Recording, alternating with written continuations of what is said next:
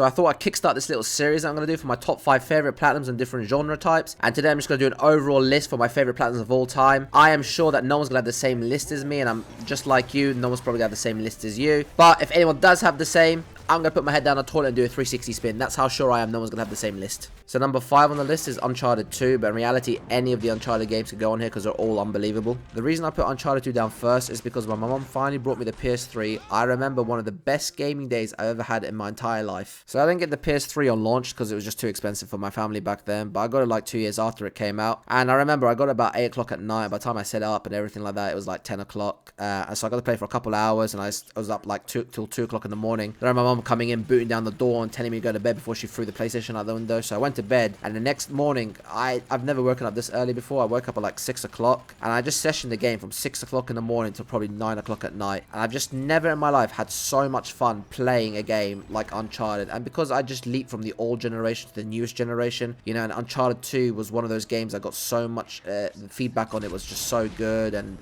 it was just an amazing game that I've just never experienced anything like it. So that gaming day I'll remember for the rest of my life because it was just so good, and Uncharted 2 was the game that kicked me off. So I had to go back and I had to get the platinum for one of the best games and one of the best series that Sony owns to this date. So next on the list is Mafia 1, the definitive edition. So this is obviously the remake for Mafia 1 back in the old days. And at this point, when this game came out in 2020, I think it was around there, I was in this like gangster flick mood, and I was just watching all these old gangster movies like Goodfellas and Godfather, and I just really wanted a game that would let me play in that gangster environment. And back in the day when I was a kid, I used to play Mafia 1 and Godfather on the PS2. Lo and behold, when I was just praying for something to come out, Mafia 1 got announced, and I was like, you know what, I'm all over this. So the reason this game is so high up on my list isn't for the fact that, you know, it's got a fantastic open world, it's got a fantastic environment, the map's fantastic, and all this is great about it. It's just the story itself was so good. And you know, as a kid I didn't understand what was going on, but now I'm a little bit older, a little bit more sophisticated, I sort of understand what's going on. The story itself was just so good, it just like pulled you straight in there, and that's why I enjoyed it so much. And the platinum itself was pretty easy to get. The hardest thing about it was just trying to complete the game on the hardest mode, but apart from that, the game itself, like I said, and the platinum itself was just a beautiful thing to grind and get. So I love this game, and I highly recommend you playing it if you've never played it. And also, straight after finishing Mafia 1, I went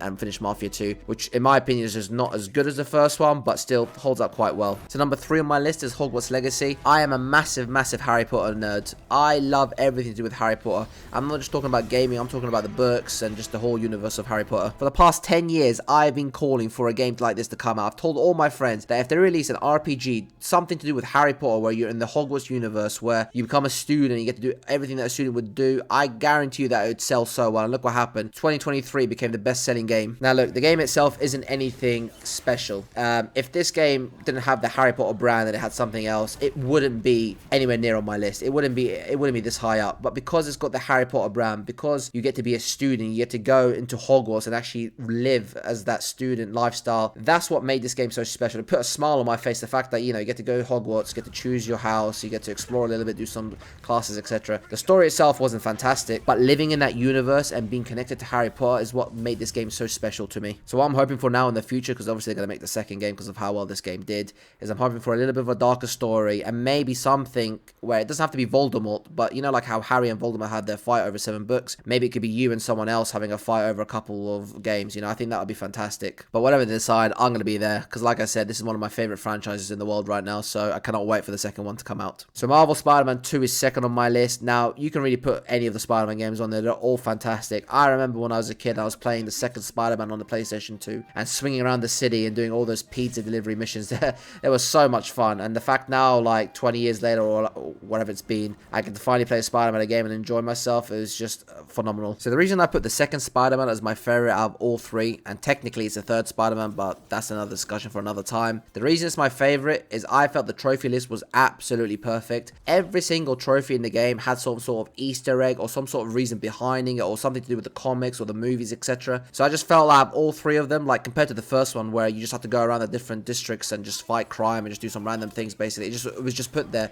to keep you going. This one, the trophies actually had the reasoning behind it, and that's why I enjoyed the game so much. So last on my list, and my favorite platinum of all time, is Red Dead Redemption 2, and I'll be really interested to see if anyone else has this as their favorite favorite platinum of all time. Now, obviously, you've just heard me talk about how much games like Spider-Man and the Harry Potter series mean to me, and, you know, I've been playing them since I was a kid, and I've been gaming for over 25 years of my life. I'm 30 years old right now. But in all those years, I played hundreds, thousands of different games, but I've never played a game that had this good of a story. The story in Red Dead Redemption 2 was the most immersive story I've ever played in my entire life. I just felt like it was the most perfect story. I didn't feel there was anything wrong with it. Yes, people said from the start it was a little bit slow and it started off slow, and I do agree with you, but I felt like it added to the actual end of the story and how the game actually developed. I just felt like there was nothing wrong with the story whatsoever. Now, I don't want to make this video too long, but I haven't even mentioned how good the open world is, from the environment, from the graphics to the AI. This game for me is a 10 out of 10 perfect game, and that's why this is number 1 on my list. And you know also why this is number 1 on my list? You know when you complete a game and you platinum it, what do you usually do? You press start, you press delete, and you move on to the next game. For the first time that I can remember in a long time, I did not want to press start and delete, even though I played this game for over 250 hours. I was so upset to have finished this game that I wanted to go back and play it again. That's how good this game was for me. That's how immersed I was in this game, and I wish, and I'm hoping for,